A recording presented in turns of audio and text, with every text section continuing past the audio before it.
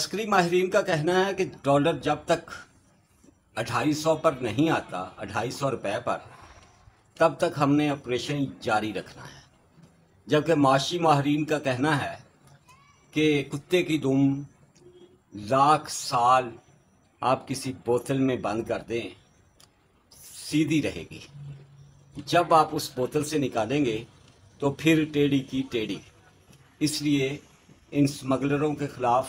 ذخیرہ اندوزوں کے خلاف، یہ ہنڈی اور حوالہ والوں کے خلاف آپریشن جاری و ساری رہنا چاہیے۔ ادھر افغانستان کو ڈالر کی سمگلنگ کم ہوئی ہے تو ان کا روپیہ، افغانی روپیہ جو ہے وہ وہ سستا ہوتا جا رہا ہے اور ڈالر مہنگا ہوتا جا رہا ہے۔ 70 روپے پر ٹریڈ کر رہا تھا افغانی روپیہ، اب وہ 90 کو کراس کر چکا ہے اور 100 کی طرف بڑھ رہا ہے۔ پاکستانی روپیہ مضبوط ہو رہا ہے، لیکن ساتھ ہی ساتھ سازشیں بھی اپنے عروج پر ہیں۔ یہ کتے کی دم والی بات صرف ڈالر کے لیے نہیں ہے، ہمارے بعض سیاستدان بھی اسی زمرے میں آتے ہیں۔ شیخ رشید کبھی پنڈی کے پیروں کو کہہ رہا ہے کہ خدا کے لیے جھولی پھیلاتا ہوں، مجھے حافظ صاحب سے، حافظ سید عاصم منیر سے، چیف آف آرمی اسٹاف سے معافی لے دیں، اور کبھی چودھری شجاعت حسین کو فون کرتا ہے کہ معافی لے دیں، لیکن پولیس اس کے قدم قدم کو ناپ رہی ہے، ماپ رہی ہے، اور اس کی گرفتاری کے لیے چھاپے مارے جا رہے ہیں۔ کہا جا رہا ہے کہ شیخ رشید پنڈی اسلام آباد میں ہی چھپا ہوا ہے اور اپنی جگہ، اپنے مقامات بدلتا رہتا ہے۔ حافظ عاصم منیر نے فیصلہ کیا ہے کہ اس بندے کو معافی نہیں دینی، بلکہ ہر اس بندے کو معافی نہیں دینی جو پی ٹی آئی کے ذرا بھی قریب رہا ہے، یا جس نے بھی پاکستان کے خلاف کسی بھی طرح کی سازش میں حصہ لیا ہے۔ بات صرف 9 مئی کی نہیں ہے۔ جنرل سید عاصم منیر کا یہ کہنا ہے، بقول ان کے سورسز کے، کہ پی ٹی آئی چونکہ ایک شر والی جماعت ہے، شر کی پیدائش ہے، فسادات کی پیدائش ہے، اور شرارت کی پیدائش ہے، پروپیگنڈے کی پیدائش ہے، اور سوشل میڈیا کی پیدائش ہے، اس لیے اس جماعت کو اور اس جماعت کے ساتھ کسی بھی طرح کی نرمی رکھنے والوں کو معاف نہیں کیا کرنا، چاہے وہ جناب فیض حمید ہی کیوں نہ ہو، چاہے وہ عسکری قیادت کے اندر کا کوئی بندہ ہو یا عام عوام میں سے ہو۔ گولڈن کالج پنڈی سے لے کر آج تک ہم شیخ رشید کی شرارتیں، حماقتیں، سازشیں، بڑکیں اور پیشین گوئیاں دیکھ رہے ہیں۔ کبھی یہ اپنے آپ کو پنجاب کا پیر پگاڑا کہتے تھے، کبھی کہتے تھے کہ ان کی پیشین گوئی ہر کوئی سچی ہوتی ہے، کبھی کہتے تھے کہ گیٹ نمبر 4 صرف اور صرف ہے ہی انہیں کے لیے، کبھی کہتے تھے وہ اسٹیبلشمنٹ کے بندے، اور کبھی اسٹیبلشمنٹ کو آنکھیں دکھاتے ہیں یہ صاحب، معافیاں مانگتے ہیں، پاؤں پڑتے ہیں، لیکن ان کے پاؤں کو کوئی ان کو کوئی اپنے پاؤں کے قریب بھی آنے نہیں دیتا۔ شیخ رشید کی گرفتاری کے لیے پنڈی اسلام آباد کی پولیس کا دعویٰ ہے کہ انہیں 1-2 دن کے اندر اندر گرفتار کر لیا جائے گا، کیونکہ ہمیں پتہ چل گیا ہے کہ وہ کن کن مقامات پر آتے جاتے ہیں۔ دوسری طرف اگر ہم شیخ رشید کا پورا بایو ڈاٹا دیکھتے ہیں، ان کی لائف ہسٹری دیکھتے ہیں، تو ہمیں یہ بہت بڑا لوٹا، بہت بڑا جھوٹا اور بہت بڑا مکار، شرارتی اور سازشی انسان نظر آتا ہے۔ کہا جاتا ہے کہ پنڈی کے عوام میں یہ بہت زیادہ مقبول ہے، کیونکہ یہ صبح اٹھتا ہے تو کسی نہ کسی گھر میں جا کے ناشتہ کرتا ہے، کنڈی کھڑکاتا ہے، کسی بھی گھر کی کنڈی کھٹکھٹاتا ہے اور کہتا ہے کہ آج کا ناشتہ میں نے آپ لوگوں کے ساتھ کرنا ہے۔ ظاہر ہے وہ گھر آئے مہمان کو اٹھا کے بھگا تو نہیں سکتا، لیکن شیخ صاحب اسی طرح سے اپنی مقبولیت میں اضافہ کرتے رہے ہیں۔ کبھی یہ بندہ فٹ پاتھ پہ اخبارات بیچتا تھا، کتابیں بیچتا تھا، اور پھر جس لال حویلی کے باہر بیٹھ کر یہ کتابیں اور اخبارات بیچتا تھا، اسی کا یہ مالک بن گیا۔ کبھی یہ سائیکل پر پنڈی اسلام آباد میں ہوتا تھا اور آج اس کے پاس اپنا وہ سب کچھ ہے. اپنا تو نہیں کہا جا سکتا، اس طرح کا سارا مال لوٹ مار کا ہی ہوتا ہے، لیکن اس کے پاس ہر طرح کی لوٹ مار کا ہر طرح کا سامان موجود ہے. شیخ صاحب اپنے سکینڈلز کی وجہ سے کبھی شہرت حاصل کرتے ہیں،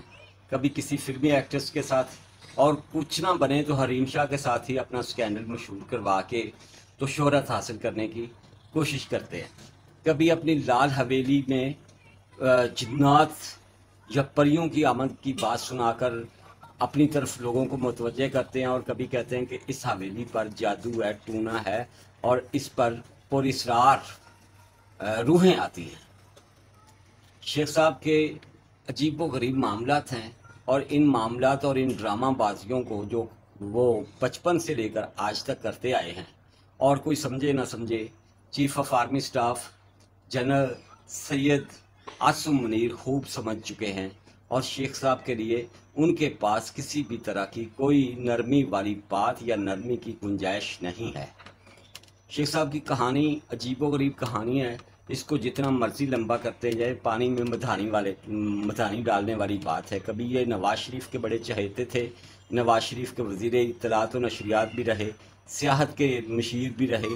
کبھی انہوں نے بیڑا اٹھایا ہوا تھا مشرف کو دنیا کا پاپولر ترین رہنما بنانے کے لیے، اور کبھی ان کے وزیر اطلاعات و نشریات تھے، اور کبھی ریلوے منسٹر تھے.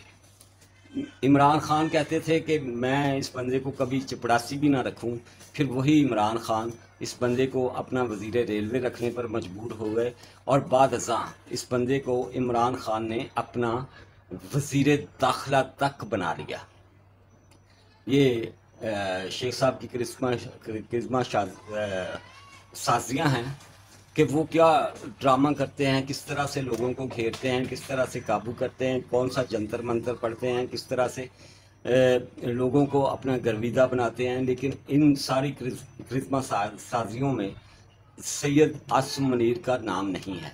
وہ انہیں جان چکے ہیں، پہچان چکے ہیں، اور وہ کسی بھی صورت انہیں معاف کرنے والے نہیں ہیں. رشید نے پنڈی راول پنڈی اسلام آباد کے اس معتبر پیر کو منتیں اور ترلے کر کے منانے کی کوشش کی ہے جو سید عاصم منیر سے بات کر سکتے ہیں. بنیاد یہی ہے کہ آپ بھی سید ہیں، وہ بھی سید ہیں، آپ انہیں کہہ کر مجھے معافی دلوا دیں. کبھی چودھری شجاعت حسین کو فون کرتے ہیں کہ آپ کی اور آپ کی فیملی کی فوج کے ساتھ، اسٹیبلشمنٹ کے ساتھ ہمیشہ اچھی رہی ہے، اور سید عاصم منیر بھی شاید آپ کی بات مان جائیں، اس لیے انہیں کہیں کہ مجھے معافی دے دیں، میں جھولی اٹھا کے معافی مانگتا ہوں، مجھے گیٹ نمبر 4 کا چاہے کتا بنا دیں، جی ایچ کیو کے گیٹ نمبر 4 کا. میں ساری عمر آج کے بعد فوج کے خلاف، اسٹیبلشمنٹ کے خلاف کبھی بھی نہیں جاؤں گا، اور میں ہمیشہ آپ کا وفادار رہوں گا. اس طرح کے کریکٹر ہمارے ملک میں صرف ایک آدھی نہیں ہیں، ہمارے ملک میں بے شمار کریکٹرز ہیں. یہ وہی کریکٹرز ہیں کہ جب ان پہ معمولی مقدمہ بنتا ہے تو یہ کہتے ہیں کہ ہمیں جو ہمارے پاس سے جو کلاشن کو برآمد ہوئی ہے وہ تو کھلونا تھی. یہ پولیس سے خائف، اداروں سے خائف یہ لوگ اپنا مداری ڈرامہ، مداری تماشا کرنے کے علاوہ کچھ نہیں کرتے، اور دوسری طرف ہمارے سوشل میڈیا پر ایسے مداری بیٹھے ہوئے ہیں جس کی کوئی حد حساب ہی کوئی نہیں. ایک موصوف نے تھم نے لگایا ہوا تھا کہ بلاول بھٹو جو ہیں وہ اٹک جیل پہنچ گئے ہیں عمران خان کو ملنے کے لیے. عمران خان سے ملنا تو دور کی بات، بلاول بھٹو اس طرح کا کچھ سوچ بھی نہیں سکتے. ہم جانتے ہیں کہ بلاول بھٹو اپنے باپ سے کیوں ناراض ہیں، ہم جانتے ہیں کہ بلاول بھٹو اس وقت کس گیم پر ہیں، ہم جانتے ہیں کہ وہ پی ٹی ایم پر تنقید کیوں کر رہے ہیں، ہم جانتے ہیں کہ وہ اسٹیبلشمنٹ پر تنقید کیوں کر رہے ہیں. صرف اس لیے کر رہے ہیں کہ جو معاہدے جنرل قمر جاوید باجوہ نے، سابق آرمی چیف نے ان کے ساتھ، ان کے والد کے ساتھ کیے تھے، ان پر اب اسٹیبلشمنٹ عمل درآمد نہیں کر رہی. انہیں کہا گیا تھا کہ آئندہ آپ کو وزیر اعظم بنانے کے چانسز ہمارے پاس موجود ہیں، وہ ان چانسز کو رو رہے ہیں اور کچھ بھی نہیں ہے، ساری کہانی ہی اتنی ہے۔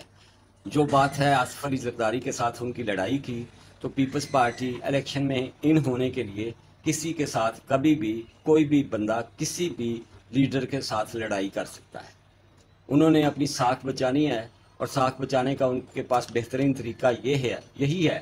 کہ اپنے آپ کو متنازع کرو، اپنے آپ کو پھر سے سیاست میں ان کرو، اسٹیبلشمنٹ پہ الزامات لگاؤ، عمران خان کی چھوٹی موٹی اگر فیور ہو سکتی ہے تو وہ بھی کر دو، اور ساتھ ہی ساتھ عوام کو بتلاؤ کہ ہم پی ڈی ایم کے ساتھ نہیں تھے، ہم پی ڈی ایم سے الگ تھے، ہم اور طرح کا خواب دیکھ رہے تھے، پی ڈی ایم شوباز کی حکومت اور طرح کے خواب دیکھ رہی تھی، حالانکہ یہی Bilawal Bhutto Zardari P D M حکومت کا حصہ تھے، وزیر خارجہ تھے، اور دنیا کے بڑے بڑے لیڈرز کو پاکستان بھی لے کے آئے تھے، اور فلڈ کے حوالے سے ان کی کاوشیں بھی ناقابل فراموش ہیں، لیکن چونکہ اب ان کی دال نہیں گل رہی، ان کو اگلی حکومت ملتی نظر نہیں آ رہی۔ پہلی بات تو یہ ہے کہ اگلی حکومت ہے کس کی؟ کوئی بھی نہیں ہے۔ 2025 تک کوئی الیکشن نہیں ہے۔ 2025 کے بعد اگر کوئی الیکشن ہوتے ہیں تو اس میں مریم نواز شریف یا آصف بھٹو کے تو کوئی چانسز نظر آتے ہیں۔ بلاول بھٹو ہمیں کیا، اس ملک کے نجومیوں اور یہ جو ہاتھ دیکھنے والے اور دوسرے جو بھی ان کے نام ہے، ستارہ شناس یا فلاں فلاں، ان کو بھی نظر نہیں آ رہے۔ تو بات صرف اتنی ہے کہ اپنے تھم نیل پہ جو مرضی لگائے جاؤ، لیکن عوام کو گمراہ نہ کریں۔ آپ یہ نہ بتائیں کہ یہاں جھوٹ پہ ساری سیاست بھی چل جائے گی، اور جھوٹ پہ آپ کا سوشل میڈیا بھی چل جائے گا۔ سچ یہ ہے کہ ایک ڈنڈا ہے آصف منیر کے ہاتھ میں، چیف آف آرمی سٹاف کے ہاتھ میں، وہ ڈنڈا چل رہا ہے، اور اس ڈنڈے کی کوشش ہے کہ $250 پہ آئے، اس سے بھی نیچے آئے۔ یہاں مہنگائی ختم ہو، غربت ختم ہو، ہر بندے کو روٹی ملے، یہاں پیٹرول سستا ہو، یہاں بجلی سستی ہو، یہاں سبزیاں اور فروٹ سستے ہوں، یہاں بچوں کے لیے دودھ سستا ہو، ہر غریب کا بچہ بھی دودھ پی سکے، یہ اس کا ایم ہے، یہی اس کا مقصد ہے۔ اسی لیے یہاں کوئی الیکشن نہیں ہے، اسی لیے یہاں صرف یہی نگران حکومت ہے، اور 2025 تک یہ ڈنڈا مسلسل چلنا ہے، اس نے رکنا نہیں ہے ایک بھی دن کے لیے، اور یہ تماشا ہمارے سامنے ہوتا رہنا ہے۔ بات یہیں ختم نہیں ہوتی، بات یہ بھی ہے ساتھ شامل کہ افغانستان جس نے ہمیں ہر حوالے سے مات دی ہے، شکست دی ہے، جس کے نام پر ہم لٹ گئے، جس کے نام پر ہمیں بنیاد پرست کہا گیا، جس کے نام پر ہمارا کلچر تباہ ہوا، میلے ٹھیلے ختم ہوئے، ہمیں بڑی بڑی دیواریں کرنی پڑی، اپنا حصار کرنا پڑا، ہماری سیکیورٹی کے پرابلمز ہوئے، یہاں بے شمار دہشت گردی ہوئی، یہاں بے شمار پاکستانی بے گناہ پاکستانی شہید ہوئے، ہمارے بچے شہید ہوئے۔ اس افغانستان کا مسئلہ یہ ہے کہ وہ اپنی اکانومی بہتر کر رہا تھا پاکستان کو ڈاج کر کے، پاکستان سے ہر چیز ڈالرز میں سمگل کر کے، اس سمگلنگ پہ پابندی عائد کی گئی ہے، جس کا رزلٹ یہ ہے کہ اب افغان طالبان، افغان حکومت بکھری پڑی ہے، اور وہ پاکستان کے ساتھ جنگ کرنے کو بھی تیار ہے۔ یہ جنگ اگر ہوتی ہے تو آپ کو پتہ ہے اس کا رزلٹ کیا ہوگا، اور جناب آصف منیر کے ہوتے ہوئے اس کا رزلٹ کیا ہوگا۔ جس دوست نے ابھی تک میرا یوٹیوب چینل سبسکرائب نہیں کیا وہ سبسکرائب کر لیں، اور جو دوست نہیں سبسکرائب کرتے، چپکے سے ویڈیو دیکھ کے گھر چلے جاتے ہیں، ان کو ان کا گھر مبارک۔ اللہ حافظ۔